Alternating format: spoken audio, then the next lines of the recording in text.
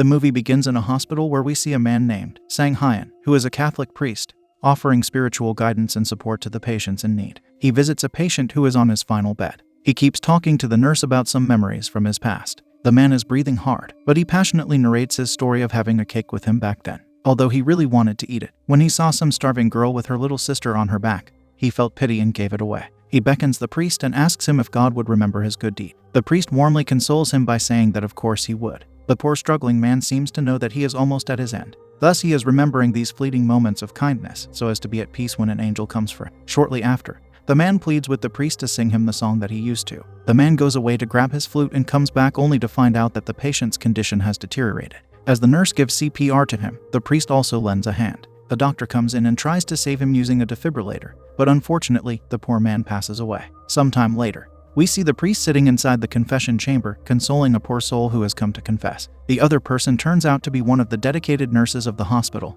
who was tending to the patient earlier. She is Nurse Yu. Her struggles lead her to confess to Sang Hyun about her troubling thoughts of ending her.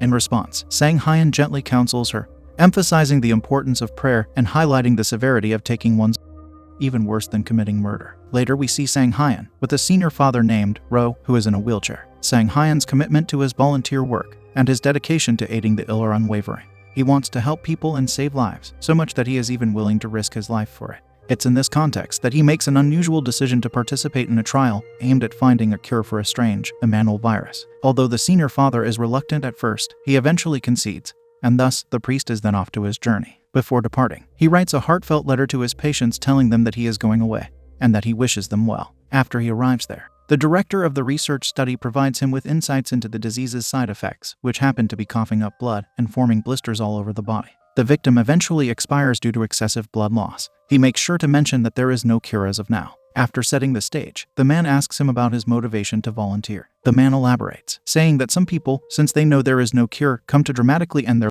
Thus he is afraid if Sang Hyun is also one of those fanatics. After some deliberation, Sang Hyun is granted the opportunity and promptly enters the laboratory's confines. He is led by a female staff nurse who tells him about all the procedures done to the people there. Alongside him are fellow volunteers, who share his eagerness to contribute to scientific advancements and medical progress. Soon, Sang Hyun is led into a room where the same procedures are done to him. Following his exposure to the virus, his condition soon takes a distressing turn. Blisters and rashes mar his skin, and even his fingernails begin to detach. In the midst of his discomfort, he turns to playing the flute to alleviate his boredom and ease his loneliness. As he is playing a tune, suddenly, as his symptoms escalate, Sang Hyun loses consciousness and he is then swiftly taken to the emergency room. There, medical professionals engage in a life-saving blood transfusion. Yet tragically, Sang Hyun's life slips away. The doctor solemnly declares his time of passing, and the atmosphere is heavy with sadness in the room. But then, an astonishing twist unfolds. The medical team detects sounds coming from the supposed corpse. Sang Hyun is murmuring a prayer, and as it turns out, he has finally defeated the Unveiling virus. 6 months down the line, a miraculously swift recovery allows Sang Hyun to be discharged from medical care. Word spreads rapidly, sparking speculation that he possesses some sort of healing ability. Curious individuals flock to the research facility, seeking Sang Hyun's touch in hopes of relief. This newfound attention is an unfamiliar territory for Sang Hyun, still on the mend from his ordeal. Back at the church, the senior father, Ro, extends warm congratulations to Sang Hyun for emerging as the sole survivor among the 50 volunteers who participated in the experiment. He then jokes with him about how he feels now that he is called a miracle priest. Sang Hyun just brushes off this comment, but Father Ro emphasizes that it is indeed a miracle and people are healing due to their belief in his miracle. He resumes his duties as a priest back at the church, and often listens to confessions, along with slowly healing from his scars and blisters. During his gradual journey of recuperation, Sang Hyun maintains a connection with Dr. Koo, who monitors his health progress. He opens up about experiencing nausea and heightened senses, but Dr. Koo reassures him, confident that he is now free from the virus's grip. As the day progresses, Sang Hyun dedicates himself to a joyful event tailored for children grappling with cancer. He goes there to perform small magic tricks to make them happy. Amidst this uplifting occasion, an urgent encounter unfolds as a woman named Mrs. Ra approaches him in haste. She implores Sang Hyun for his attention, seeking his assistance for her son, Kang Woo, who suffers from cancer. Since she believes that he is the miracle priest, she thinks he may be able to cure her son. Although Sang Hyun tells her that the other people healing due to him is just a physiological effect, nevertheless, he still visits the boy. There, it turns out that Kang Woo was a childhood companion of Sang Hyun. In an unexpected turn, Kang Woo's wife, Tae-ju, was also a childhood companion, and the prayer turns into a reunion and a candid discussion. Several days later, An invitation arrives from the family, beckoning Sang Hyun to their abode to commemorate Kang Woo's seemingly miraculous recovery. In the warmth of their home, Tae-ju sits in a corner making kimbap. Mrs. Ra graciously extends an offering of it to Sang Hyun. However, an abrupt shift occurs when a faint scent of blood triggers a distressing reaction in Sang Hyun. Overwhelmed, he groans in discomfort and moves his head away from the food. Tae-ju, reacting swiftly, retreats to the bathroom as realization dawns upon her. She is experiencing her back outside. The gathering is graced by the presence of additional guests, including Kang Woo's friends, Youngdo and Seungdi, as well as Youngdo's wife, Evelyn. With everyone assembled, they gather around a table to engage in a spirited game of mahjong. Amidst the playful exchanges, Kang Woo whines that he is cold and his mother nags at Tae-ju so that she may quickly get up and get him a heat pack. As she puts water to boil and is about to move, her husband seizes the opportunity to jest with Tae-ju, inadvertently causing her to stumble and fall down, exposing her lower body to everyone present. Sang Hyun extends a helping hand, but Tae-ju regains her footing independently. Frustration wells up within her, leading her to consider striking her husband. However, a change of heart transpires as the attention of everyone present becomes fixed upon her. Poor woman, she is treated more like a slave than a family member. As the night deepens, Sang Hyun's senses spiral into disarray, inundating him with heightened perceptions of sound, smell, and touch. The unfamiliar sensations become unbearable, causing him to collapse once more, this time losing consciousness. On the other side, Tae-ju sits on the bed with a passed-out Kang Woo, contemplating whether to take his life or not. The next morning, as the first light of dawn filters into his room, Sang Hyun is met with an intense burning sensation on his skin, triggered by the touch of sunlight. Swiftly realizing the need for protection, he takes refuge for the entire day within the confines of his closet. At night, he visits the hospital, where Nurse Yu approaches him with concerning news about a patient who is losing an alarming amount of blood. In response, Sang Hyun offers his prayers over the woman's body, but his attention is constantly diverted by the presence of her blood. Despite his best efforts, an insatiable craving for it takes hold of him, causing his speech to falter as he attempts to recite the final rites. In a moment that shocks him senseless, Sang Hyun's tongue abruptly ventures to smeared on his hands that are near his mouth, clasped together in prayer. Later that same night, Sang Hyun finds himself at the bedside of an unconscious patient. Driven by his overpowering desires, he surrenders to his impulse and, strangely, as he indulges in this act, he notices that his face, once marked by rashes and blisters, clears up remarkably. Yet a deep sense of guilt and remorse takes hold of him, leading Sang Hyun to make a drastic decision. Filled with desperation, he decides to take a leap out of the window in an attempt to end his. Despite the fall, his attempt fails, and he somehow survives. Back on the other side, Tae-ju grapples with her own internal struggles. Tempted by the urge to harm her husband Kang Woo, she employs a unique strategy to manage her distress. Running through the neighborhood, she uses the physical activity to divert her thoughts away from destructive impulses, exhausting herself to the point of sleep. Amidst these tumultuous events, Sang Hyun finds himself strolling through the town. During his wanderings, he unexpectedly encounters Tae-ju, who stands barefoot in an alley in her nightclothes. As she is about to run off, Sang Hyun quickly approaches and aids her by offering his shoes. However, as Sang Hyun gazes intently at Tae-ju's back, he seems to become hyper-aware of the flowing presence of through her veins. Growing increasingly troubled by his circumstances, Sang Hyun turns to Father Ro for guidance. After telling him everything about his situation, he allows Father Ro to and touch his heart to prove that he has indeed become a vampire. This rather unconventional act is an attempt to convey the depth of his concerns. Sang Hyun suspects that the vampire blood that saved him from the virus is also responsible for his newfound sinful urges. Strangely, the virus's symptoms recede only when he consumes an adequate amount of. As Sang Hyun shares his struggles, Father Ro shocks him. He deliberately wounds to extract from his own system, all in an effort to offer Sang Hyun a temporary respite from his craving. The next day, Sang Hyun once again visits Kang Woo's house to play mahjong. Surprisingly, he has become quite good at it. Later, he pays a visit to Tae-ju at her shop. There, she replaces his shoe that he gave her. Sang Hyun's undeniable attraction to the married woman becomes clear, eventually leading to a passionate encounter between them. Before they can take it a step further, Tae-ju is suddenly called and their rendezvous is cut short. Back upstairs, in fleeting words, Sang Hyun reveals his role as a hospital server on Sundays. Seizing the opportunity, Tae-ju arranges for her to volunteer there, seeking to rekindle their intimate connection. Although driven by his fear of spiraling into damnation, prior to engaging in their forbidden act, Sang Hyun begs Tae-ju to stop their affair.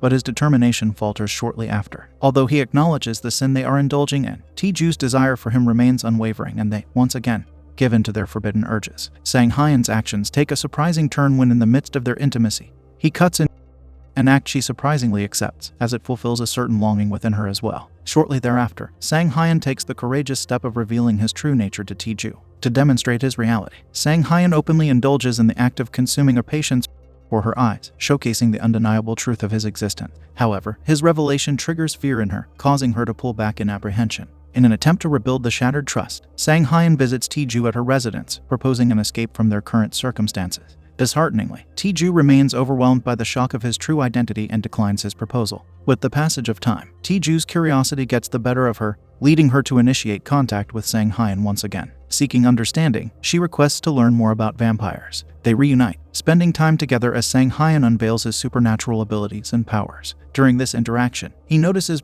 her body, prompting his assumption that her husband, Kang Woo, had been Tae-ju, with a hint of embarrassment, implicitly confirms his suspicions. Meanwhile, Father Ro extends a compassionate gesture, offering more of his means of support in the monastery. However, Sang Hyun respectfully declines the offer. In an unexpected turn, Father Ro, who has been blind for a considerable duration, makes a plea. He seeks Sang Hyun's the hope of regaining his sight. Filled with repulsion, Sang Hyun leaves the room, renouncing his identity as a priest in the process. In search of a new abode, Sang Hyun takes up residence in Mrs. Ra's house, meanwhile maintaining his secretive relationship with her daughter-in-law. There, he learns that Mrs. Ra has decided to give all of her property to Tae-ju. The woman overhears this, and thus, when Sang Hyun proposes eloping together, she declines. On a particular night, Mrs. Ra ventures into town, leaving Tae-ju locked in with Kang Woo, fearing that she might not sleepwalk again. However, Tae-ju, driven by desperation, takes a drastic step to garner Sang Hyun's attention and seek his aid. A move that triggers Sang Hyun's heightened sense of smell. Fueled by concern and curiosity, he reacts swiftly and invades their room. Convinced that Kang Woo is responsible for Tae-ju's wounds, Sang Hyun boils with a surge of anger. Intent on ending Kang Woo's life, Sang Hyun launches an attack, but in the midst of this confrontation, Tae-ju stops him, effectively halting Sang Hyun's lethal intentions. Subsequently, we see the trio embarking on a fishing trip, a seemingly mundane outing, but the tension is visible. Once there, Sang Hyun and Tae-ju engage in a heated debate over whether to drink Kang Woo's. As emotions run high, Sang Hyun jumps on poor, ignorant Kang Woo, who becomes acutely aware of the precariousness of his situation. Grabbing him, Sang Hyun jumps into the water. The impact causes the fishing gear to accidentally hit and injure Tae-ju's ear, making it bleed. On the other hand, struggling for survival, Kang Woo fights against the currents, desperately clinging to life. He tries to ask his wife for help, but she kicks him away. As Sang Hyun stands at the precipice of making a final, irreversible decision, he turns to Tae-ju for clarity. His heart is not sure, and somehow still wants to save the man from demise, but Tae-ju's resolve is unwavering. With determination and a bit of irritation, this woman commands Sang Hyun to end Kang Woo's life. In the aftermath of the tragic incident, officers arrive at the scene, and Sang Hyun and Tae-ju craft a narrative that disguises the grim reality as a mere accident. Following this dark turn of events, Sang Hyun seeks solace in confession before Father Ro, confessing the sins that weigh heavily on his conscience, particularly the act of taking Kang Woo's life. However, as his physical condition deteriorates, the resurgence of virus symptoms compels him into a dire predicament. Faced with no other recourse, he decides to end Father Ro's life and feed on his. Afterwards, Sang Hyun drives to the ocean, disposing of Father Ro's lifeless body in an attempt to bury the evidence of his sins. He comes back to visit Tae-ju in the hospital, who also recovers. There he tells her everything regarding the police and asks to refrain from meeting for a while. In the meantime, Sang Hyun sates his by drinking Nurse Yu's, who willingly gives it to him. On the other hand, the aftermath of Kang Woo's death takes its toll on Mrs. Ra, pushing her into a spiral of alcoholism as she grapples with the profound loss of her son. The weight of her grief prompts extreme emotions, leading to her hospitalization and ultimately becoming paralyzed. Meanwhile, Tae-jun and Sang Hyun slowly descend into a spiral of madness. Their guilty conscience makes them see Kang Woo's corpse again and again. During this time, taking advantage of the situation, Young-do endeavors to offer comfort to Tae-ju in her time of need. During one encounter, he makes a move on her. Though her initial hesitance, eventually she gives way to a decision to engage in a passionate encounter with her late husband's best friend. As she is going back home, she unexpectedly crosses paths with Sang Hyun outside. In this encounter, he detects Young-do's scent on her body, sparking immediate tension between them. Later, the two gather to celebrate Mrs. Ra's birthday, an event that evokes sadness within Tae-ju, who has never experienced such festivity. They embrace, and Sang Hyun's reassuring words calm her as he promises to celebrate her birthday as well. Amidst their embrace, a moment of vulnerability leads Tae-ju to confess that Kang Woo had never. This confession shatters Sang Hyun's sense of rationale, for he had committed the grave act to protect her. He quickly escorts Mrs. Ra to another room and takes Tae-ju to the other one to talk. Their ensuing argument escalates into a heated exchange, each of them pointing fingers at the other for their role in Kang Woo's tragic demise. Tae-ju then runs back to the paralyzed old woman and tries to act pitiful. Trapped in her immobile state, Mrs. Ra can only listen in a state of horror as the argument between Sang Hyun and Tae-ju escalates, their words cutting deep. In a nightmarish twist, visions of Kang Woo unexpectedly manifest, haunting the scene and exacerbating the already tense situation. Tae-ju calls the man who turned their happy family into a nightmare. Angry at the accusation, the man flings her across the wall. Poor Mrs. Ra is at the brink of demise as she looks at the scene unfolding before her. The two people who she sheltered and showed kindness to are the ones to make her life a living hell. Going crazy with guilt, Ti-Ju begs, cries, and screams for redemption. She asks for forgiveness but to no avail. As the confrontation reaches its emotional peak, Ti-Ju succumbs to tears, her anguish palpable. The madness overtakes her and she screams at Sang Hyen, her voice heavy with desperation to end. She says that she wants to reunite with Kang Woo, the one who truly loved her. Crazed by her plea, Sang Hyen angrily snaps her neck. However, remorse swiftly overtakes him as he realizes the gravity of his actions. With her corpse in his arms, he cries and then goes crazy for the blood. Overwhelmed by the prospect of being alone, he makes a sudden decision. He administers his own to Ti-Ju, an act that brings her back from the brink of demise. Finally, Ti-Ju awakens as a vampire. This entire unsettling act happens under the gaze of Mrs. Ra. From that point onward, both Ti-Ju and Sang Hyen adopt a nocturnal existence, sleeping through the day and awakening as night falls. Ti-Ju undergoes a profound change, marked by a newfound vitality that seems almost like rebirth. She still looks after Mrs. Ra and takes on the role of provider. She feeds her paralyzed mother-in-law and attends to her basic needs. The following night, Sang Hyen and Ti-Ju go to the police station for a lie detector test. Their responses easily clear their names, and they part ways after the interview to dispel any suspicion. As Ti-Ju heads home, she secretly contacts one of the officers who conducted the interview. Unbeknownst to him, she has marked him as her next target. She swiftly intercepts his car midway and drags him into the woods, where she ruthlessly. Upon returning home, Sang Hyen learns of Ti-Ju's impulsive feeding spree and chastises her for her careless actions. He stresses that he would bring the blood, so she shouldn't take such extreme measures, but the mad woman is not convinced. Their discussion spirals into yet another heated argument. Sang Hyen tries to drill his little remaining morality into the woman, but she isn't one to listen. They engage in a physical fight and he eventually overpowers her. The next day, back at home, Ti-Ju's condition worsens. Turns out she has also contracted the EV virus, and due to not feeding on blood, her face has blisters on them. To relieve her of her suffering, Sang Hyen brings over the doctor, who eventually is fed on by Ti-Ju. As she is, Sang Hyen sees their usual mahjong group arrive. The group convenes for their first gathering since Kang Woo's passing. As the game progresses, Mrs. Ra manages to convey messages to Youngdu, Seungdae, and Evelyn through the mahjong tiles and subtle eye movement. Through a series of questions, Mrs. Ra unveils that Sang Hyen and Ti-Ju joined forces to orchestrate her son's demise. The trio is left stunned, their disbelief rendering them momentarily speechless. Watching Ti-Ju's crazed expression, Sang Hyen leaves the room, closing the door behind him. Now all alone with the group, inside the room, chaos ensues. Ti-Ju's actions escalate to a tragic point of no return. In a swift and brutal motion, she ends Seungdae's life, snapping his neck. The shock of this event sends Youngdu and Evelyn fleeing for their lives through the corridors, which have been eerily painted white by the duo. Ti-Ju's rampage continues, culminating in the slaughter of Youngdu by her own hands, a final act committed just before Sang Hyen intervened. At this juncture, Ti-Ju's behavior spirals into an uncontrollable and deadly frenzy. In the living room, Evelyn, bound next to Mrs. Ra, manages to break free and secure a knife. Seizing this desperate opportunity, rather than fleeing, she attempts to end Ti-Ju's life by thrusting the blade into her chest. However, Ti-Ju's immortality renders the attempt futile. Just as she readies for another strike, Sang Hyen intervenes, sternly reprimanding Ti-Ju and sparing Evelyn from further harm. Ti-Ju goes downstairs to grab a saw. When she returns, she discovers Sang Hyen drinking Evelyn. With everyone disposed of, the duo take Mrs. Ra and flee the house, driving through the night until they reach an isolated and desolate location. Meanwhile, back at the house, Evelyn regains consciousness, remarkably unscathed. It becomes evident that Sang Hyen had staged a ruse to protect her from Ti-Ju's wrath, pretending to drink. Back at the isolated location, Ti-Ju finally understands the truth. The escape plan that Sang Hyen had laid out was a mere facade. Instead of finding safety, their journey was leading them to their ultimate demise. Faced with this grim reality, Ti-Ju makes a final, desperate attempt to evade the impending fate. She hides in the trunk of the car, hoping to escape the sun's lethal rays. However, Sang Hyen thwarts her efforts by discarding the trunk cover into the ocean, sealing their fate. In the moments leading up to their inevitable end, they sit side by side and await the sun's arrival. In the bright light of the sun, they slowly and agonizingly watched in eerie satisfaction by Mrs. Ra from the backseat.